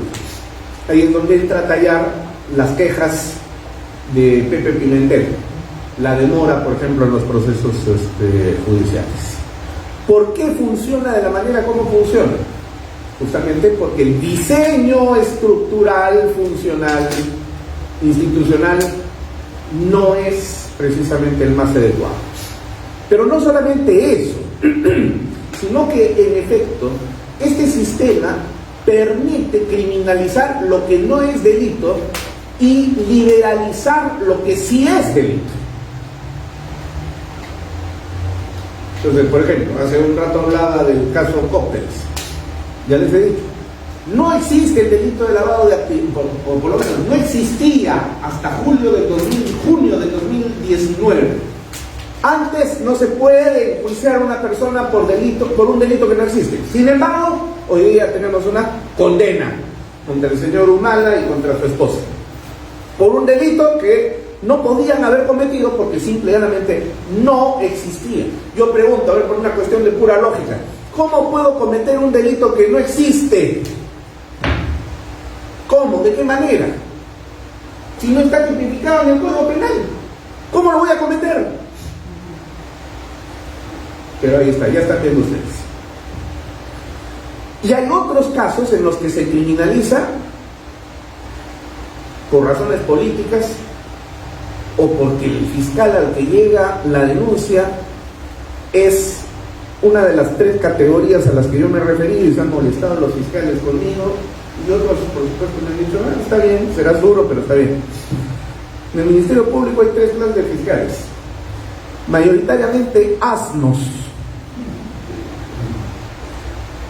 corruptos y acomplejados. Mayoritariamente, evidentemente no son todos, solamente será el 96% más o menos, no son todos. Hay gente que rescata, son poquísimos. Entonces, en ese escenario, ¿no? En ese escenario,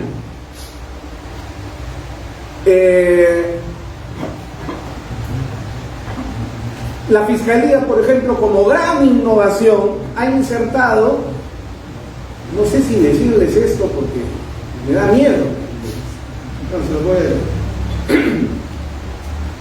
En la página web del Ministerio Público hay un link donde dice formula tu denuncia, lo cual me hace acordar cuando yo era niño. Había una tienda ahí en Huancayo, en mi tierra, nuestra tierra, donde vendían una caja que decía la Ouija y la presentaban ahí juega en familia, diviértete con la familia. Dios mío, no había gente que compraba eso. Estarán vivos, estarán muertos. Lo presentaron como si fuera un juguete, por Dios. Y acá igual, formula tu denuncia, qué alegría. Y uno, desde la comodidad del water, puede agarrar su teléfono celular.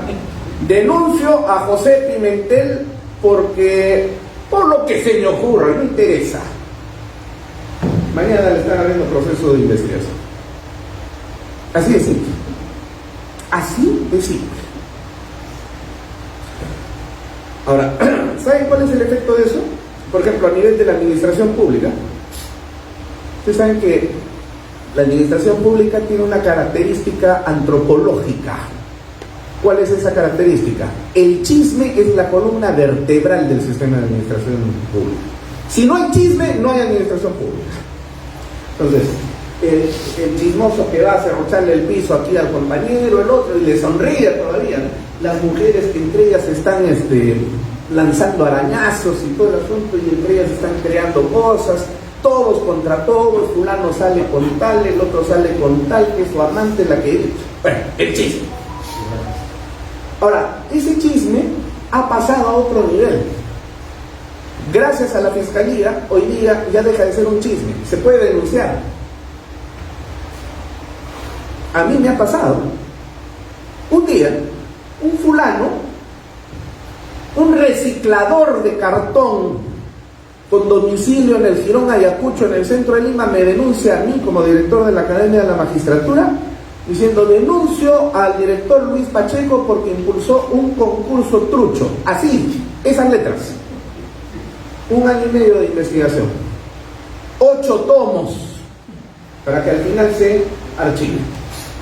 Felizmente soy abogado y puedo ejercer mi propia defensa. Pero si no fuera yo abogado, si fuera administrador, tendría que contratar a mi abogado, pagarle por unos 10.000 o 15.000 soles para que al final se archive. Todo gracias a una persona que le habrá pagado pues 100 soles al fulano porque yo lo fui a buscar, lo encontré, lo agarré del cuello y le dije: ¿quién te ha hecho denunciar? Porque ese fulano pues no sabía derecho penal, no tenía ni conocimiento de qué es la Academia de la Magistratura. Lo utilizaron para que me denuncie. Me dijo quién había sido la persona. Y lógicamente yo accioné contra esa persona y hasta el día de hoy yo sí la tengo en juicio a esa persona. Estoy a punto de embargarle todo. Pero porque soy yo. Porque yo no me quedé tranquilo. Pero hay otras personas que no. Hay otras personas que, como funcionarios públicos, después de pasar toda esa desgracia y ser denunciados alegremente por el chisme o por cóleras o venganzas, simplemente toman la decisión de: váyanse al diablo, me voy, no vuelvo. Y la administración pública cada día tiene menos profesionales y empiezan a entrar los asnos, que son mayoría en el Perú. Mientras el señor Castillo fue presidente de la República, por ejemplo, se nombró como viceministro de Energía en el Ministerio de Energía y Minas a un paisano mío, cuyo mérito había sido ser dirigente del mercado mayorista de Huancayo. ¿Qué les parece? ¿Qué podría saber un hombre como él de energía en un ministerio tan importante del Estado peruano? Pero hoy estuvo como viceministro. Y las personas cualificadas cada vez se van apartando del sistema de administración pública. Y lógicamente, todo espacio que se deja vacío se va a llenar un día. Y uno se va a llenar por lo mejor. Y la administración pública no es cosa de juego. Pero ahí empieza a generarse más corrupción. Somos el perro que se muerde la cola. Muy bien, eso sucede en el sistema de administración de justicia. Entonces, tercer puntal, el diseño estructural de la institución, su funcionamiento. Y cuarto, con esto termino, sin ahondar, el sistema penitenciario. Tampoco no queremos ver el sistema penitenciario. ¿Saben por qué? Porque el sistema penitenciario son cajas, jaulas a las cuales mandamos para que se pudran a los delincuentes. El problema es que no estamos mandando solamente a delincuentes, Estamos mandando personas que constitucionalmente se presumen inocentes, gracias al festival de prisiones preventivas que en este país se ha adoptado, de mandar a la cárcel a cualquiera por quítame esta paja. ¿Cuál es el porcentaje de prisión preventiva en el sistema carcelario? Casi 40%. Dios mío, de una población de 130.000 a nivel nacional. Es decir, estamos hablando prácticamente de 55.000 personas que no tienen condena y que probablemente serán inocentes, porque muchos de ellos son consecuencia de esas denuncias bamba, y que terminan así. Entonces nos quejamos de la sobrepoblación. Claro, ¿cómo no va a haber sobrepoblación? Si los fiscales piden alegremente las prisiones preventivas, que los carceleros de los jueces las otorgan felices de la vida. Yo en la Academia de la Magistratura, entre broma y seriedad, propuse que los aspirantes a jueces y fiscales se vayan 3 meses a la cárcel a vivir ahí, a ver si después les va a quedar ganas para mandar a la cárcel a la gente. Entonces, el sistema penitenciario es otro problema, porque el modelo que nosotros tenemos es un modelo que no funciona. La Constitución, en el artículo 139, no recuerdo el inciso en este momento, y el Código Penal, en el artículo 9 del título preliminar, dice que la pena tiene la función de resocialización, reeducación y reinserción. Mentira, pues, falso. Nadie manda a la cárcel para que se resocialice, reinserte o reeduque. Mandamos a la cárcel porque es una jaula de venganza. Así de simple. Y eso es consecuencia del modelo penitenciario que nosotros tenemos, porque no tenemos claridad de para qué se aplica la pena. Creemos que la pena se aplica para eso, pero es un engaño, muchachos. Si nosotros tuviéramos claridad científico-social, y para eso están los sociólogos, ¿no? ¿Cuál es la función de la pena? Una función real de la pena. Y me dijeran, por ejemplo, la pena sirve para poder volver a poner en vigencia la norma que ha sido quebrada con la acción delictiva del sujeto, y por eso tiene que trabajar de sol a sol, y por eso tiene que producir para ganarse el sustento de cada día, y por eso es que tiene que insertar con su fuerza laboral a la población económicamente activa, aunque esté privado de libertad. Entonces podría yo pensar otra cosa, pero es cuestión del sistema penitenciario, y esto ya no necesita reforma, esto necesita una revolución.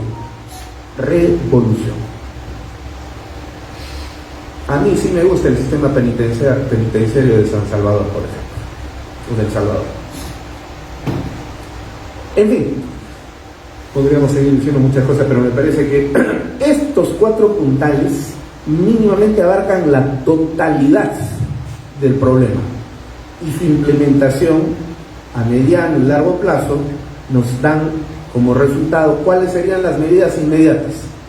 La medida que propone, por ejemplo, Humberto Danto, que lamentablemente no llegó, que se cubran los puestos de la Corte Suprema que están vacantes en este momento en provisionalidad, y que se llenen. Son 7 fiscales supremos en la Junta de Fiscales Supremos, pero en este momento solo hay 4, se necesitan 3 más. Que se convoque concurso público para que entren 3, y que se cubran los otros 40 y tantos que están vacantes en la Corte Suprema. ¿Para qué? Para equilibrar fuerzas, y desde el equilibrio de fuerzas empezar a hacer una reforma de arriba abajo, pero claro, sin perder de vista estos 4 ítems que tienen que ser aplicados a mediano y largo plazo. Entonces, este es uno de los problemas que tenemos que abordar gubernamentalmente en el Estado. Y esto no es tan serio que esto no puede estar en manos de aventureros. Se necesita gente experta en la materia. El partido aprista es el único partido que tiene la posibilidad de llevar a esos expertos, si nos dieran la posibilidad de poder asumir el gobierno en las siguientes justas electorales. Y si no, seguiremos participando en foros como este, partidarios o no partidarios, para poder tratando de abrirle los ojos a las personas en la medida de lo posible y que enriquezcan estas propuestas que aún con todo se quedan siempre cortas. Muchas gracias.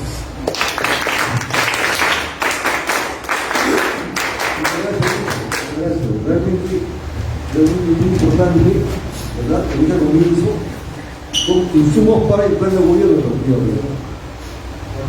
Importante y necesario.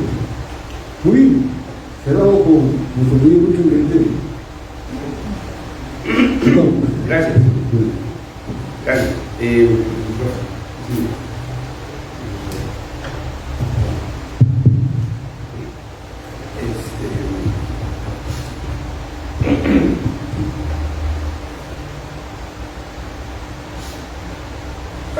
Estábamos hablando de la discriminación por razones políticas, ¿no? Y bueno, y es un tema que yo considero que se ha abordado porque durante mucho tiempo, décadas creo, se decía que el Ministerio Público y el Poder Judicial estaban copados de apristas, ¿no? Entonces, ese copamiento que advirtió alguien que estaba interesado en coparlo, pues ha generado una suerte de normativa para efectos de poder, primero, desplazar a estos supuestos compañeros que habían copado estos espacios y poder tomarlos. Esto en desmedro incluso y incumpliendo incluso la Constitución del 93, que dicho sea de paso no tendría por qué garantizar la permanencia de compañeros apristas o sencillamente de ciudadanos que han decidido libremente optar por una opción política. Y eso es un principio básico de la ciudadanía. ¿Cómo se le pide al ciudadano que participe activamente en la vida política de su país si por otro lado cercena sus posibilidades de empleo y de inserción laboral? ¿Cómo le decimos a los chicos de derecho de todas las universidades del medio que participen en los partidos políticos para efectos de poder generar conciencia política y dirigir su país? ¿Por qué creemos que las universidades ya no son canteras de los partidos políticos? Salvo las universidades empresa, ¿no? Que sí lo pueden movilizar a cambio de una beca o media beca, como es lo que está sucediendo en nuestra sociedad y parece que no lo estamos viendo. Pero todo esto se ha construido y lo hemos dejado que lo construyan. Entonces lo que tenemos que hacer es desmontar este andamiaje, para recordar a algún personaje que han elaborado jurídico. La Constitución, en su artículo 2, habla de los derechos fundamentales y de la igualdad de la ley y de la no discriminación por razones de toda índole, incluso a la política. Asimismo, el artículo 26 señala que los principios que regulan la relación laboral rige el principio de igualdad de oportunidades sin discriminación. Pero aquí hay o no hay una discriminación política abierta, porque te piden que te desafilies de una organización política para poder asumir, o si estás en el puesto, te piden que efectivamente renuncies a tu afiliación. Bueno, pero sin embargo la Constitución tiene una cosa, pero la ley orgánica del Ministerio Público, que dicho sea de paso tiene ya muchas décadas y debería ser una de las primeras reformas que se debe hacer, esta ley orgánica en su artículo 39 señala que está prohibido, con esos términos, está prohibido a los fiscales participar en política. Y seguramente algunos diremos, no, pero está bien, es que los fiscales son los que administran la justicia y los jueces también, y no pueden ser pues politizados. Yo no conozco una persona que no tenga un sesgo político. El hombre es un animal político y si dejamos de lado lo político, ¿nos quedamos con qué? Con animales. Entonces, creo que esta prohibición debiera revisarse. Hay otras formas de controlar los fallos, que no tengan sesgos de corte partidarizado, etc. Pero sin embargo, creo que no se puede discriminar de esta manera. De manera que vamos a devolver al estudiantado no solamente a las canteras políticas, sino también al quehacer judicial y jurisdiccional del país, porque los estamos castrando a estas generaciones después de los 2000, estas reformas proyectadas después de la Constitución del 93 en adelante, son generaciones castradas. La ley universitaria modificada y la última de promoción de la actividad universitaria, lo que hace es prohibir también la actividad política en las casas universitarias. Por lo tanto, no sé de dónde van a salir los futuros líderes del país. Por eso es que estamos condenados a que nos gobierne Castillo o Acuña, que de tanto intentar de repente nos convence. En la ley orgánica del Poder Judicial asimismo señala en su artículo 103A, literal K, imagínense la cantidad de artículos que tiene esta ley orgánica, dice no pertenecer a organización política al momento de postular al cargo. Definitivamente apartan a toda posibilidad de político en el quehacer de la administración de justicia. Y el Código de Ética del Poder Judicial establece principios y deberes éticos para jueces, incluyendo una conducta imparcial y neutral. Claro, con la supuesta imparcialidad es que nos administran justicia los que hoy administran la justicia y tienen el sistema judicial como se encuentra.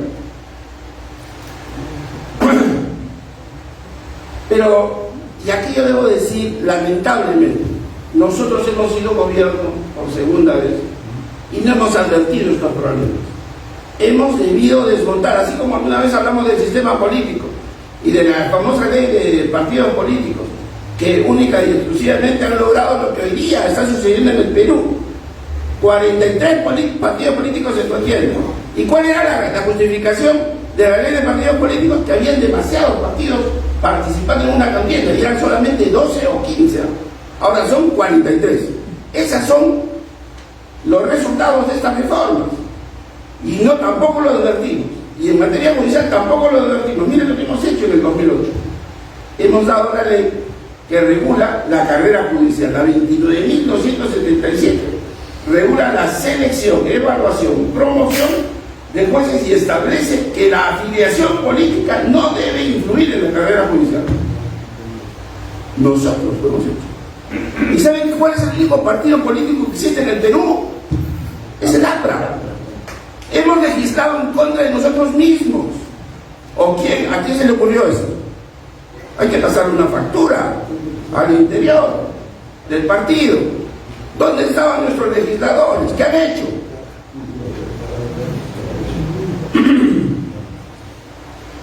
Y señala esta ley que es una falta muy grave la afiliación a partidos o grupos políticos. Bueno, ¿cómo le digo yo a mis alumnos de la universidad que se afilian a un partido político? ¿Cómo un padre de familia le recomienda a su hijo que se afilia al partido aprista si sabe que con eso le va a cercenar las posibilidades de acceso laboral en el país?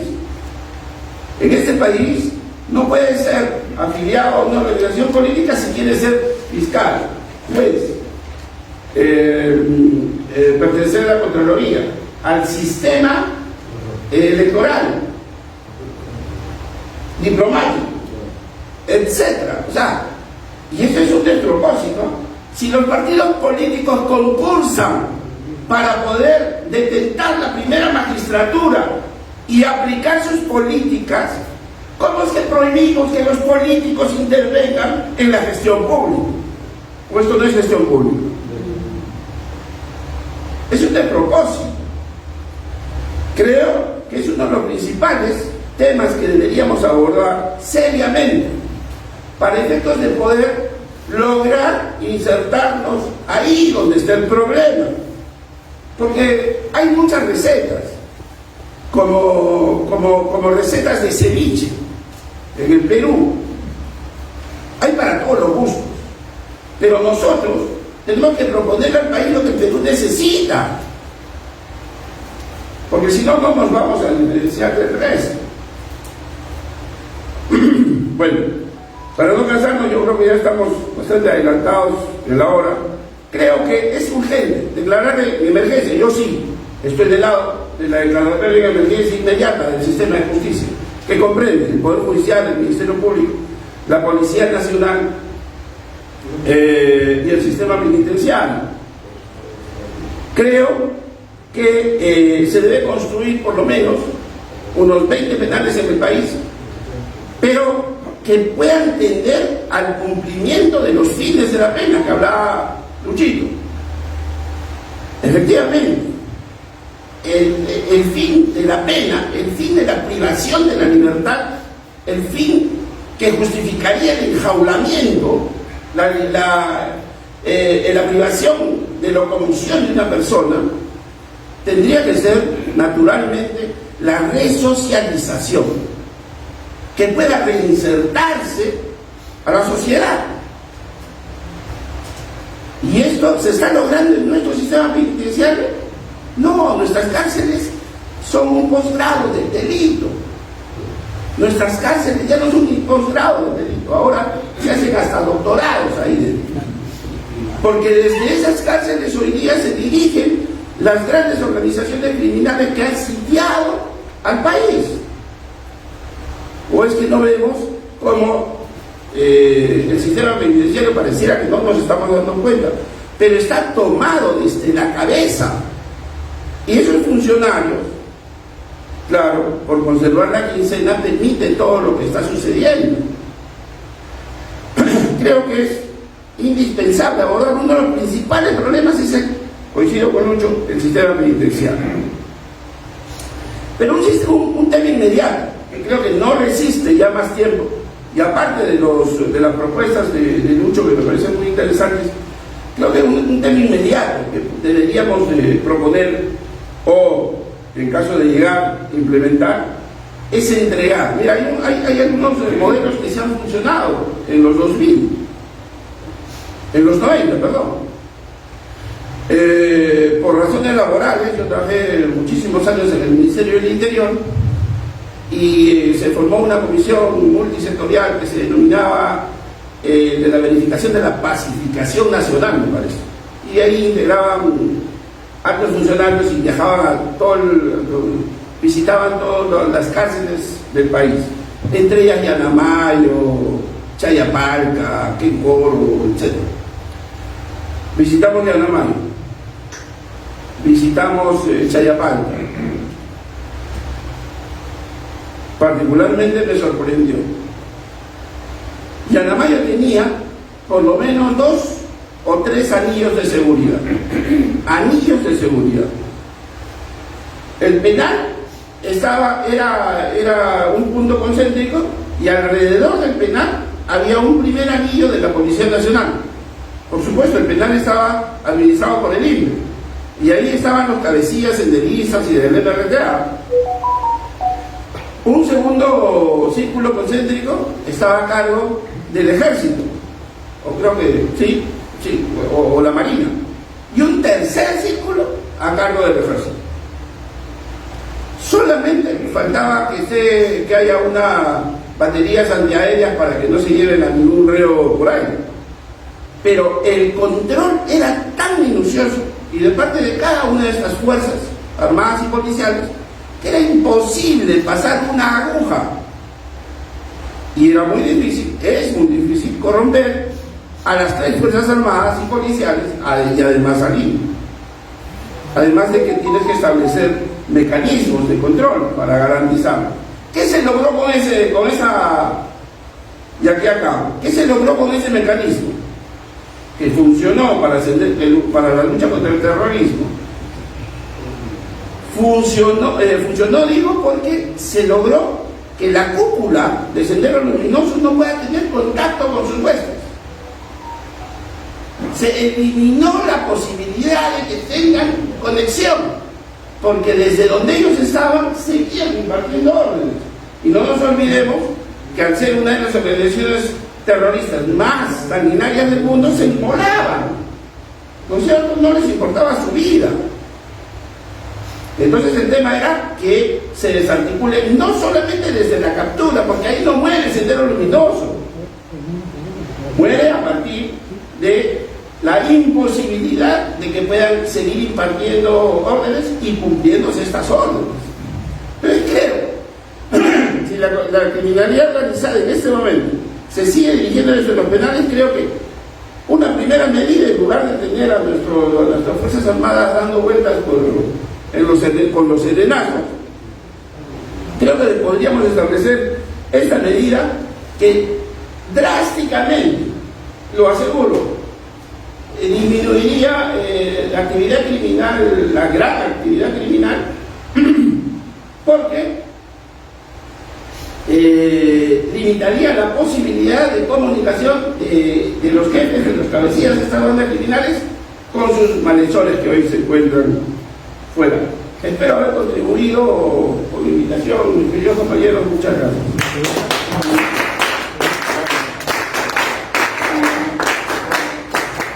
Muchas gracias, señor presidente, muchas gracias, compañero Pacheco.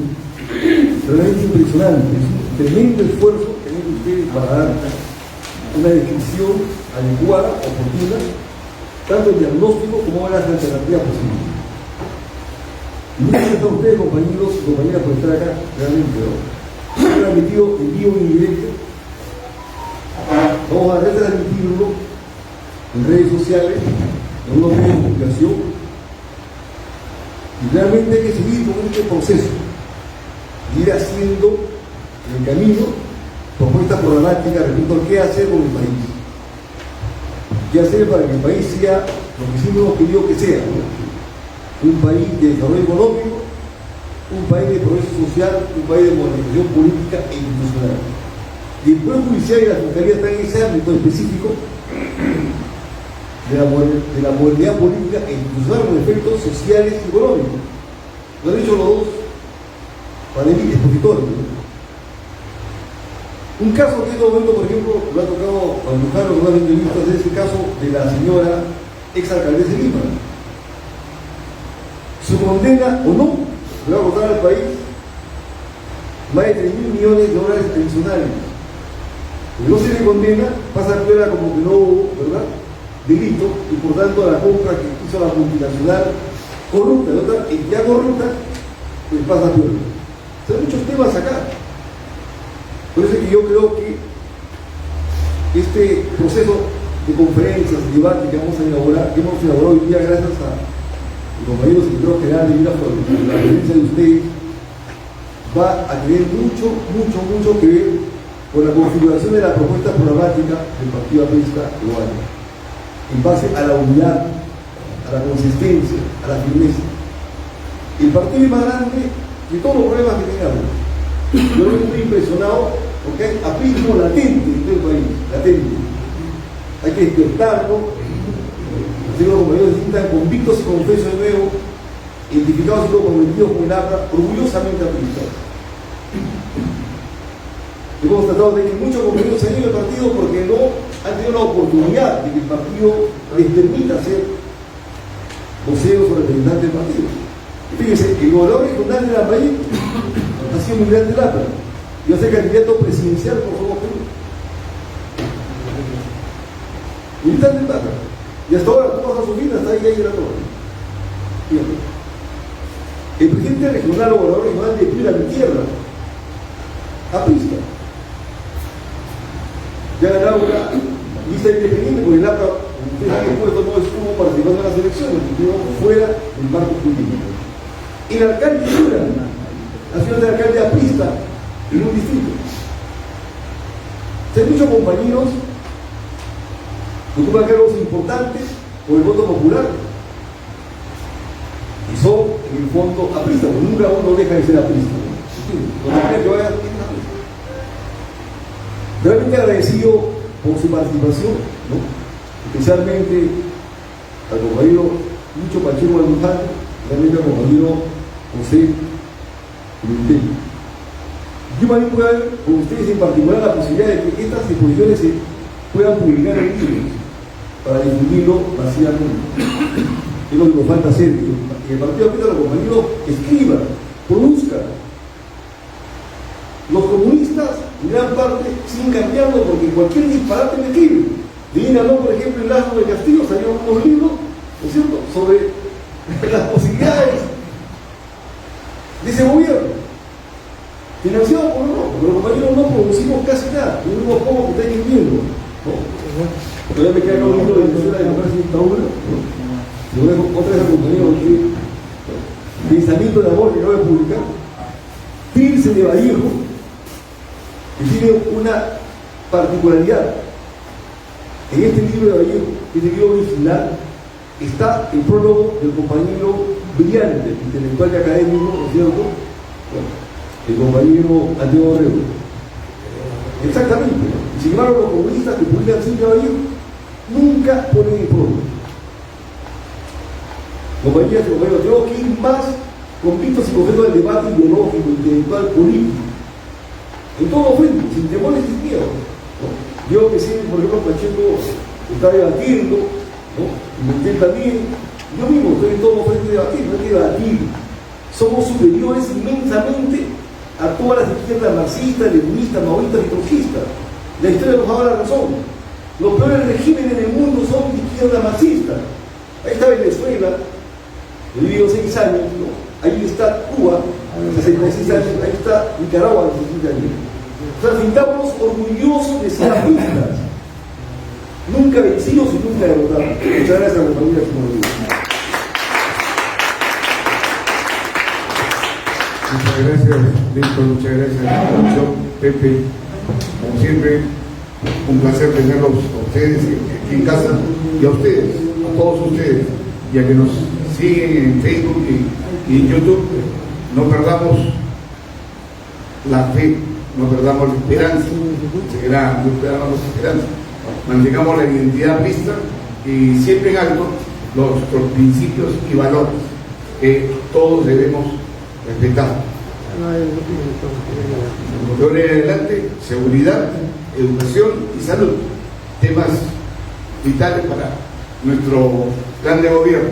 De ahí ya viene, tenemos todo lo siguiente, y justicia que se llama todo.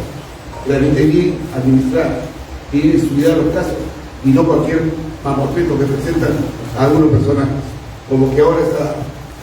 Yo creo que merece que la agrupación de abogados apristas se pronuncie, porque es defensa del derecho y deben hacerlo. Creo en este caso de Humala y la señora Nadie. Bueno, compañeros, muchas gracias, hasta el próximo martes y reunión como esta el próximo mes. Gracias a todos por vuestra presencia.